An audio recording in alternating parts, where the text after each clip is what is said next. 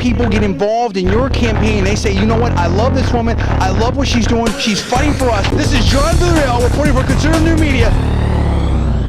Well, I mean, my belief is that he's a left-wing, extreme left-wing ideologue, and that's reflected throughout his entire life. If you read his own autobiographies, he talks about how in his college years he was attracted to the Marxist professors.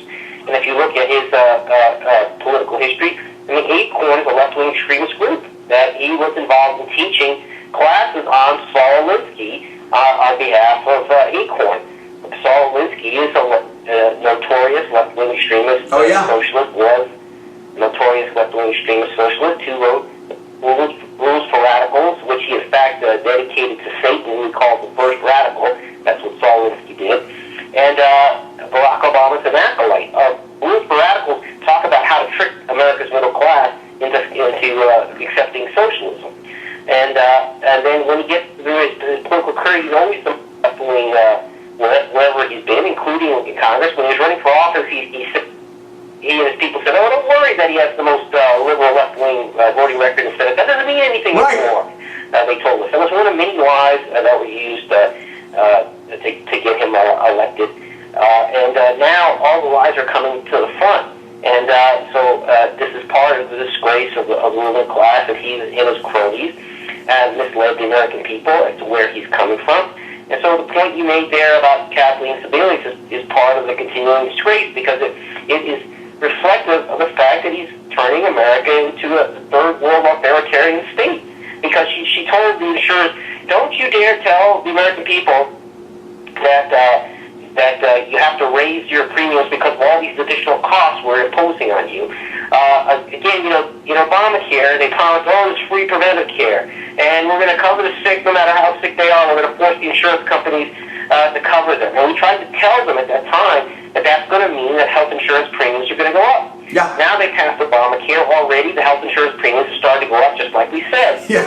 And when the insurance companies say, well, that's because you're requiring us to pay for these benefits, the Secretary of HHS actually threatens them, saying, if you try to tell the American people the truth on this matter, we're going to put you out of business. Wow. What she said, which is how they operate in these third world authoritarian countries. This is an authoritarianism that is not part of the American political tradition, and this is another example of the disgrace of the ruling class in America that's going on right now. It's unbelievable. We're going to continue talking, and we're talking to Peter Ferrara here, who just wrote an unbelievable piece in the American Spectator, and we're talking to him on the John D. Villarreal syndicated radio show on the Conservative New Media Radio Network. Now, Peter, you went on to talk about the third piece of the disgrace of the ruling class, and this is really another one that interests me. They all interest me for sure, especially the economics, but really when we talk about how it's sold here in the media bias, and some would even say corruption now, you go through this in detail about the disgrace of the ruling class with the media bias. What's up with that?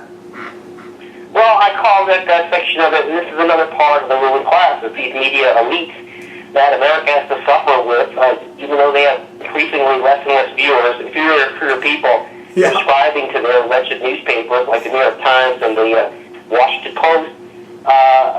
We still have to suffer with these people, and I call it the death of media bias, because it's ridiculous. The word bias does not really begin to cover. There's no media bias. The word bias doesn't remotely cover what they're doing. These are not journalistic enterprises with a bias.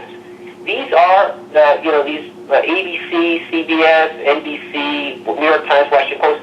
These are political activist organizations posing as journalistic enterprises. These are people who are political advocacy organizations who are openly partisan, if you look at them carefully and what they're doing. And so I use as an example, Barack Obama uses one of these Saul Alinsky tactics, which he tries to demonize John Boehner. One of the things Saul says is, don't argue with your opponent, ridicule them. Ridicule them off the stage so that you don't even have to have a debate with them. And so, he's there. So Barack Obama starts to give these speeches around the country and starts to ridicule this guy John Boehner, the congressman from Ohio, who is the Republican minority leader. And if they do win these majorities, like it appears they're going to do, would be the Speaker of the House. Right. So I love John Boehner. Demonize him and ridicule him. And and you see all of a sudden these New York Times then echoes that in the front page supposed news story about John Boehner echoing the same things. And you see Bob Schieffer on CBS echoing the same themes. What a coincidence. The guy that seems to have an excessive tan, and that in his many years in Congress, he's actually met with business lobbyists. Oh my gosh, like that's, you know, their job is to meet with their policies effect. But they chime in right away with the Democrat Party talking points. So at the same time that these the media outlets were running these pieces on John Boehner echoing, you know, Democrat Party President Obama theme, poverty was soaring. When the report came out that poverty was soaring, where's the report on that? Where's the reporting on what's happening with poverty in America? What's the cause of the soaring poverty in America? What can we do about this? No, they're talking about John Boehner because they're picking up on President Obama's demonization talking points. And there we go. And haven't we seen? I go on there in the article and talk about this commentary by E.J. Dionne in the Washington Post. Another example where he quotes the defeated Mike Castle. He approvingly quotes the defeated Mike Castle in Delaware as saying that the ideological extremism is a bigger problem in the Republican Party than in the Democrat Party. Here you got the most left-wing president in American history. You have a Speaker of the House who's the most ultra-liberal in the history of the most ultra-liberal leader in the history of the House, the ultra-liberal Democrat from San Francisco. You look at the leadership in the House, and you got one whacked-out liberal after another, from Marty Frank to from Boston to Henry Waxman, the Democrat from Hollywood, to Pete Stark, who told a constituent recently who disagreed with him that he felt like urinating on him, to David Obey, who's a big-time spender and the chairman of the Appropriations Committee. You've got the Democrat Party consorting with ACORN, with the SEIU, and the most revolutionary elements of the labor movement. And they're telling us it's the Republican Party that has a problem with the ideological extremes. And so it's this kind of extreme, ridiculous commentary. Then E.J. Dionne and the column next to him, David Broder, they say, well, the reason that the Tea Party is winning all these Republican primaries is because there were so many people who left the Republican Party that all that's left is the right wing. Well, when in fact this is the same Republican Party who the polls show with a double-digit generic lead, favoritism, people, Republic who's going to vote in this fall for Congress.